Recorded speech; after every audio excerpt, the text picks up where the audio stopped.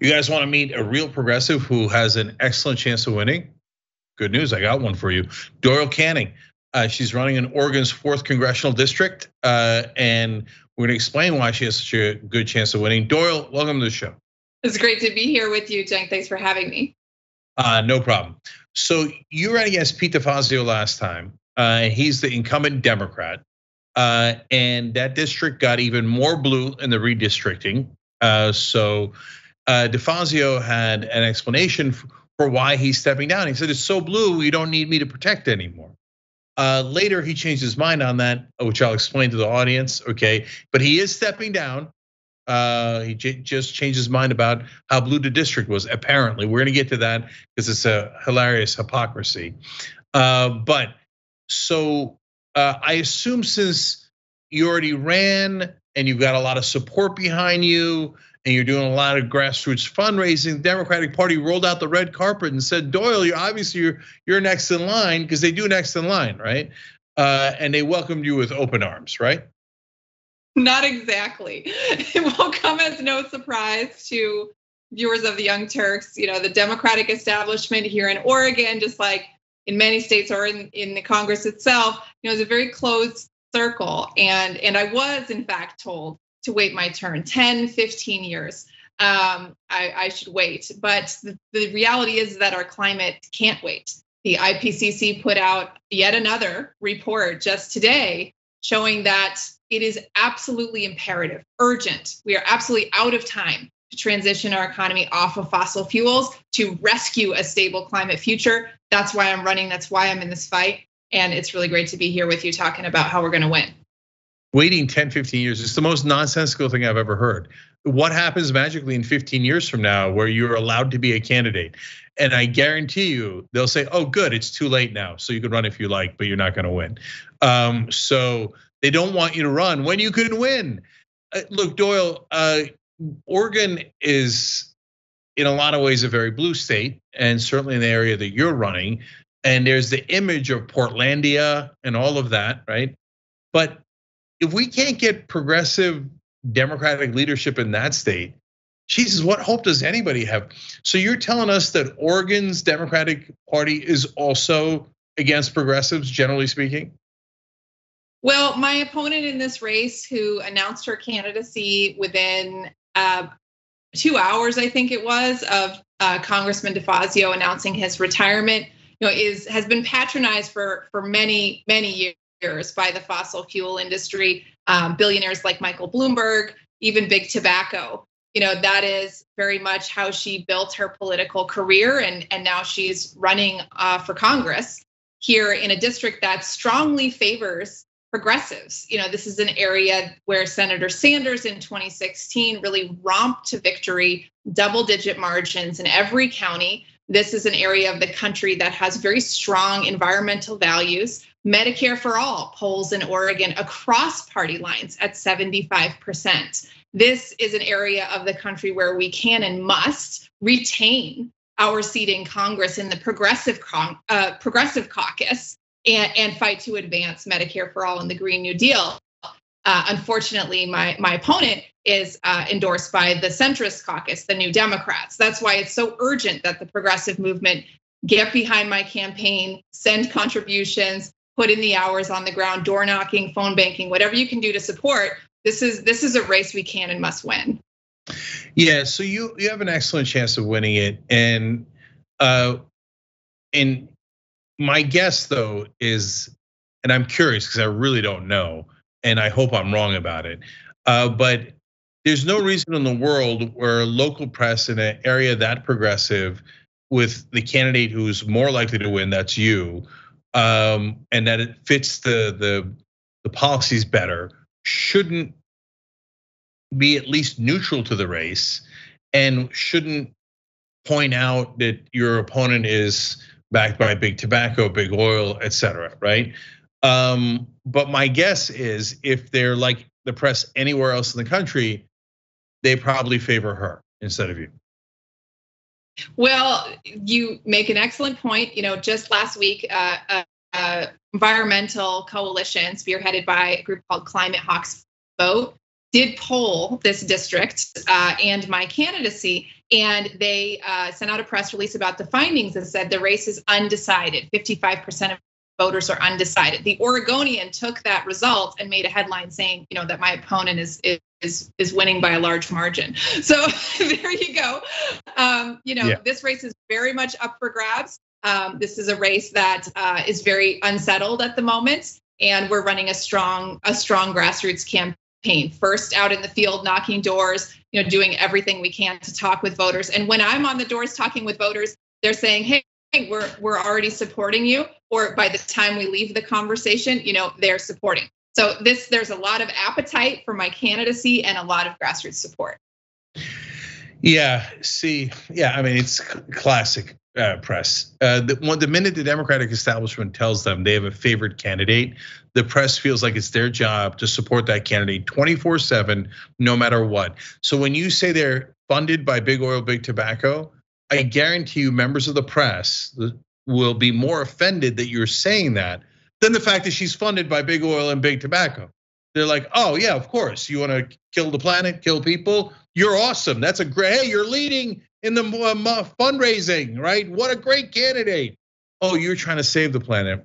Boo, no. And you're being so rude by pointing out how corrupt she is. All right, which leads us to Pete DeFazio. Because, look, as you might be able to tell, I don't have much respect for Democratic leadership. They know that, I know that. They're not overly fond of me. I'm not overly fond of them because they're humiliating and they suck at their jobs. Okay, so that's my opinion. But I had in the back of my head Pete DeFazio as like, I think he's kind of progressive adjacent, right? And it turns out, no, he comes out and after saying he's retiring because the district's plenty blue, he comes and endorses your opponent and says, oh, well, we don't want to lose to a Republican. Wait, I thought you said it was plenty blue and that's why you were retiring. What a hilarious lie. Like it's in, by the way, in the article I read, it's in the same article. They're like, DeFazio retiring because the seat is safe. Pete DeFazio says, make sure you don't vote for the progressive because the seat is not safe. So I don't know, it's like for old school Democrats, are there any of them that were ever progressive? Is DeFazio like a corporate goon and I didn't know it? Well, look, Congressman DeFazio was a co-founder of the Congressional Progressive Caucus with Bernie Sanders and Maxine Waters way back in the late 80s. That was a long time ago. The district has changed since he was elected to Congress in 1986. That's the last time we had an open primary here. It was 36 years ago when I was in kindergarten.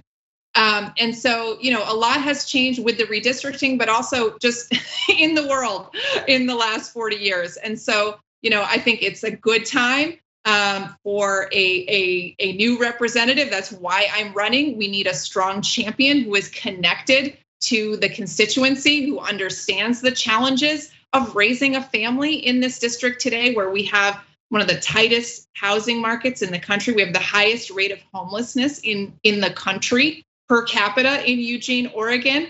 And we've lived through these devastating wildfires, heat domes, climate disasters over the last few years. We can't wait for change. That's why I'm running. I'm a strong progressive, have spent 20 years as a community organizer, environmental attorney. I've worked alongside the progressive members of Congress to advance our priorities there. Now I'm ready to do that on behalf of the people of Oregon's 4th district. Yeah, no, I knew there was a reason why I thought DeFazio was progressive. So because he was back in 1986. And it's just so heartbreaking to see what money does to people. So because I read what he said about you, and it didn't have anything to do with you, Doyle. He's like, oh, progressives, they're not practical enough. What happened to you, man? Jesus Christ, what happened to you? So Doyle, I gotta ask, is voting with 75% of your voters like you would on Medicare for all, is that not practical? Why is that not practical?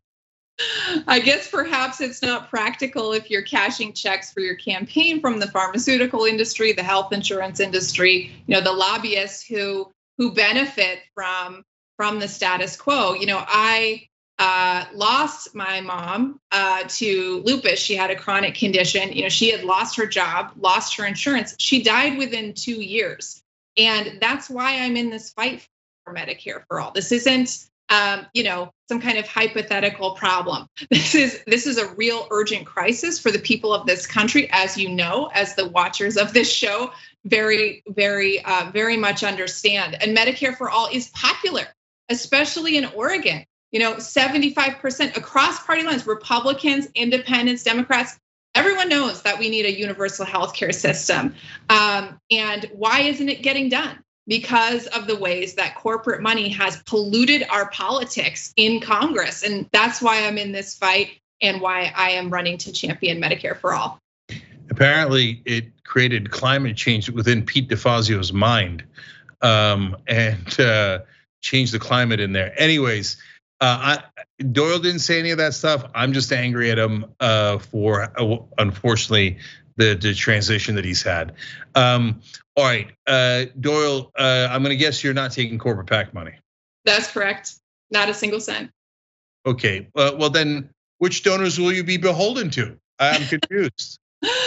Well, the people of Oregon's 4th district and progressive activists all over the country. We're very proud. We just finished our first quarter, our first big fundraising deadline. We had 1,300 contributions. We're looking to double that in the next 2 weeks. This election is in 43 days. So this is a short fuse. This is a sprint for our movement. It's one that we can win if we are able to mount the most aggressive and proactive campaign possible.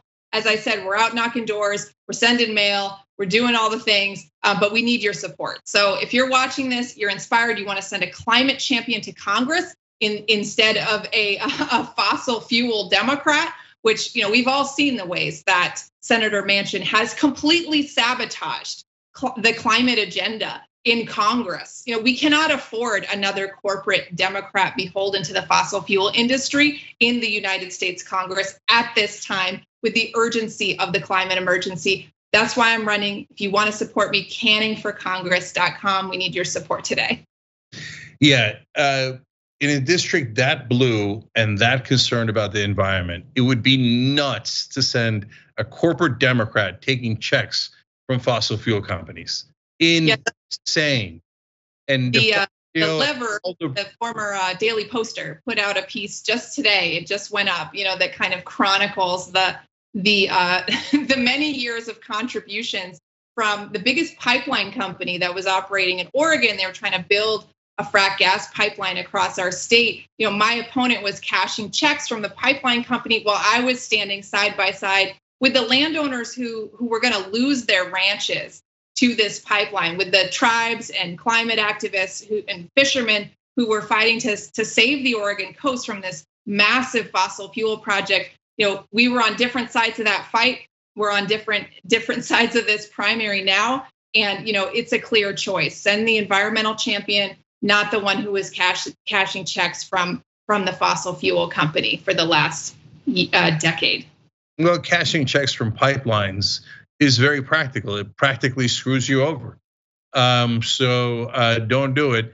Doyle Canning is an honest person running without any corporate PAC money and is a progressive in a very winnable race. It would be great to have another progressive in Congress. It's totally possible when there's no incumbent, like in Oregon's 4th district. Canningforcongress.com. Doyle, thank you for joining us. Appreciate it. You are so welcome. Thank you. Thanks for watching The Young Turks. Really appreciate it. Another way to show support is through YouTube memberships. You'll get to interact with us more. There's live chat emojis, badges. You've got emojis of me, Anna, John, JR. So those are super fun. But you also get playback of our exclusive member-only shows and specials right after they air. So all of that, all you gotta do is click that join button right underneath the video. Thank you.